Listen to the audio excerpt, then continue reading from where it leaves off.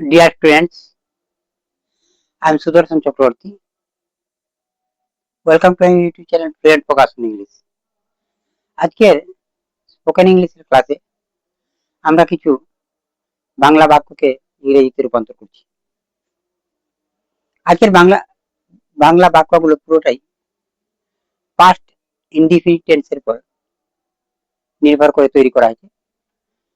Past indefinite টেন্সের সংজ্ঞাটা এরকমই রয়েছে যে অতীতে কোনো কাজ হইতো বা হয়েছিল বুঝলে পাস্ট ইনডিফিনিট টেন্স হয়। অতীতে কোনো কাজ হইতো বা হয়েছিল বুঝলে পাস্ট ইনডিফিনিট টেন্স হয়। এখানে পাস্ট ইনডিফিনিট টেন্সের উপরই কিছু বাংলা বাক্যকে আমরা ইংরেজিতে রূপান্তর করছি। আমি তাকে একটি কলম দিয়েছিলাম।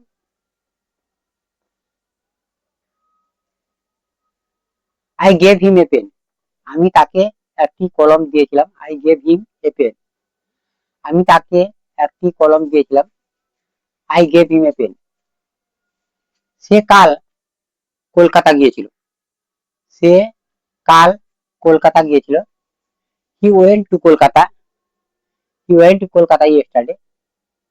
হি ওয়েন্ট টু কলকাতা ইয়েস্টারডে। সে কাল কলকাতা গিয়েছিল। He went to Kolkata yesterday. সে অঙ্কটি কষেছিল। He did the sum. প্রত্যেকটা বাক্যেই গেভ, ওয়েন্ট এন্ড ডিড এগুলো ভার্বের সেকেন্ড ফর্ম রয়েছে, অর্থাৎ পাস্ট ফর্ম রয়েছে। সে গত সপ্তাহে একটি নতুন গাড়ি কিনেছিল।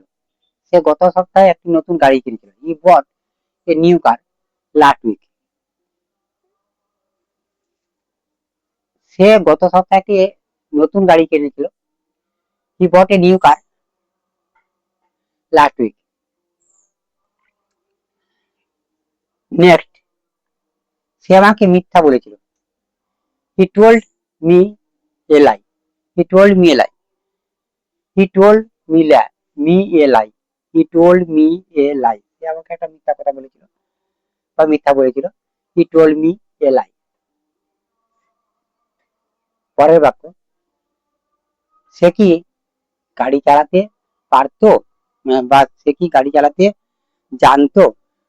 সে কি গাড়ি চালাতে পারতো। ডিড হি ড্রাইভ এ কার। এখানে past tense, past indefinite tense, কিন্তু এটা পাস্ট ইনডিফিনিট টেন্স কিন্তু এটা ইন্টারগেটিভে প্রকাশ করা হয়েছে। পাস্ট ইনডিফিনিট টেন্সটাকে ইন্টারগেটিভ সেন্টেন্সে প্রকাশ করা হয়েছে। ডিড হি ড্রাইভ এ কার। সে কি গাড়ি চালাতে পারতো। লাস্ট বাক্য, আমি তাকে জানতাম না। I did not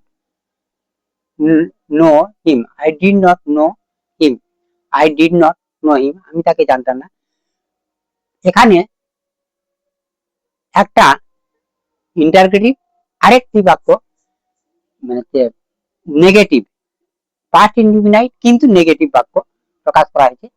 past indefinite টেন্সের স্ট্রাকচারটা জাস্ট এরকমই, সাবজেক্ট প্লাস ভি2 প্লাস অবজেক্ট বা subject plus past form of the verb plus object.